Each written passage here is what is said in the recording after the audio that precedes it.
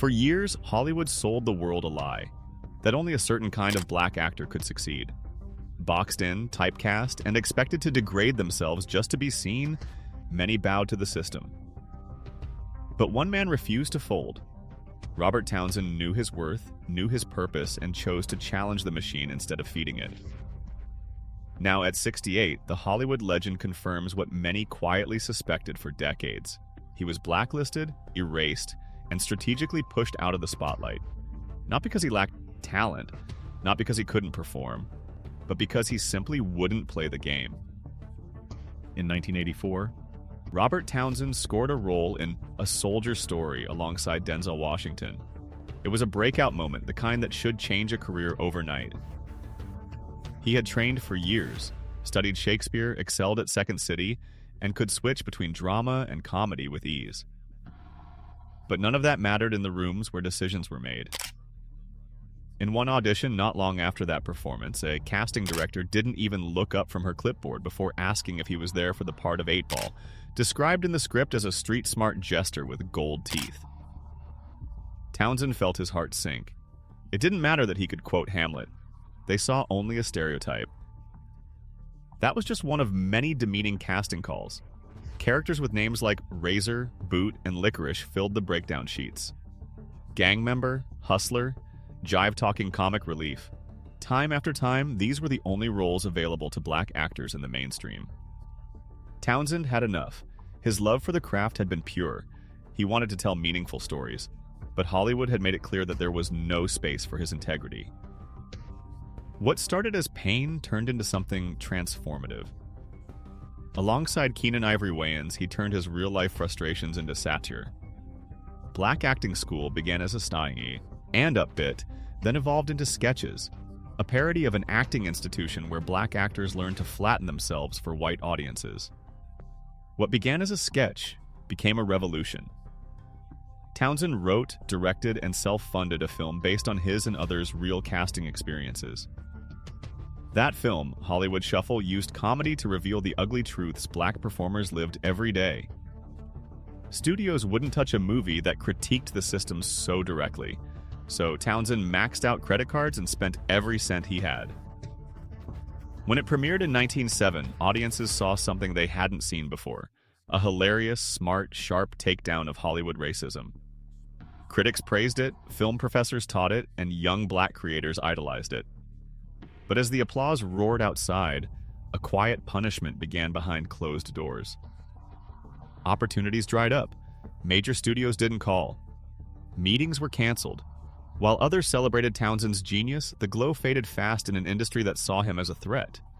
He was black brilliance with a conscience, and for some, that meant danger.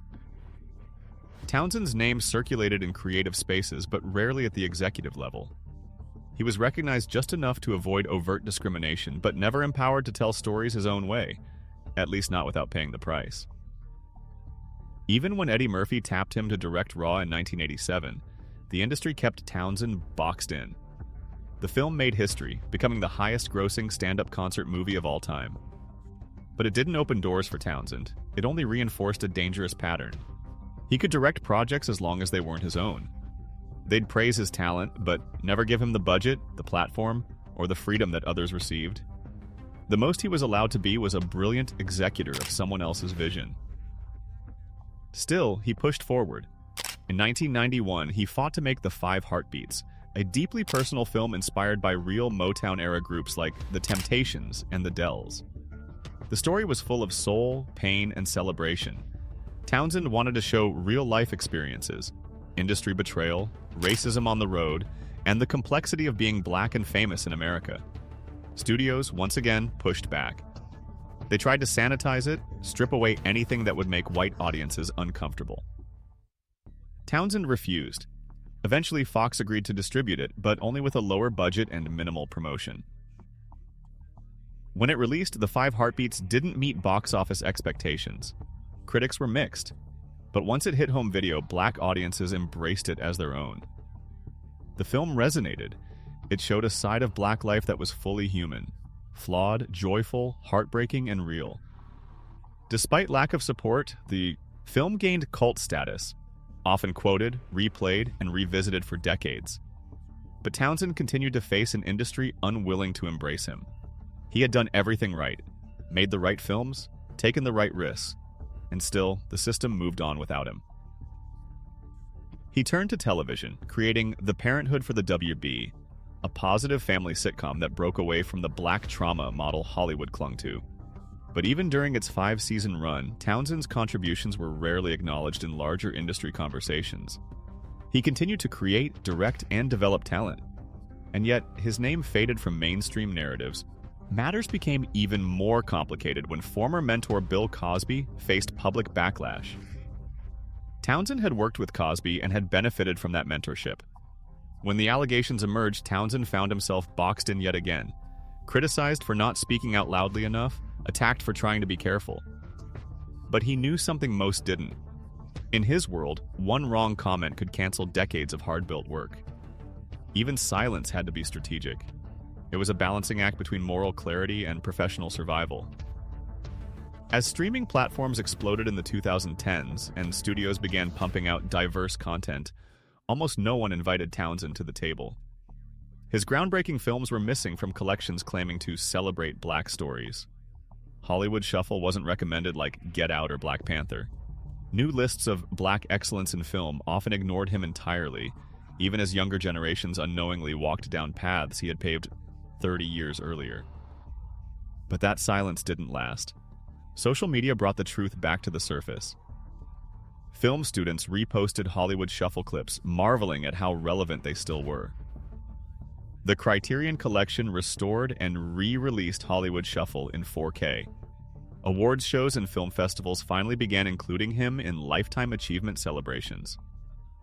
Meanwhile, creators like Jordan Peele and Ryan Coogler began openly citing Townsend as an influence. And Robert? He kept mentoring, teaching, building others up, and doing the very thing he'd always done, giving space to people Hollywood had overlooked. The comments speak volumes. They call him a hero, a genius, a man who refused to sell out.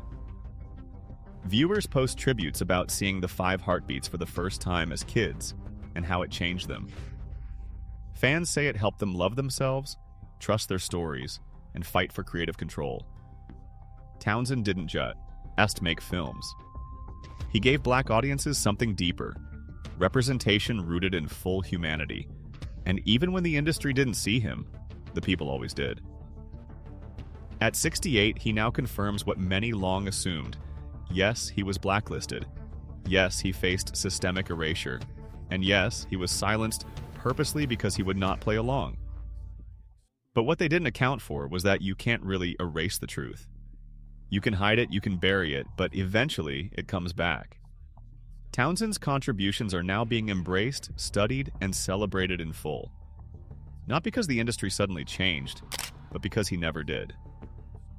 Robert Townsend didn't just challenge the system. He built a new model. He made the blueprint for telling honest black stories without apology.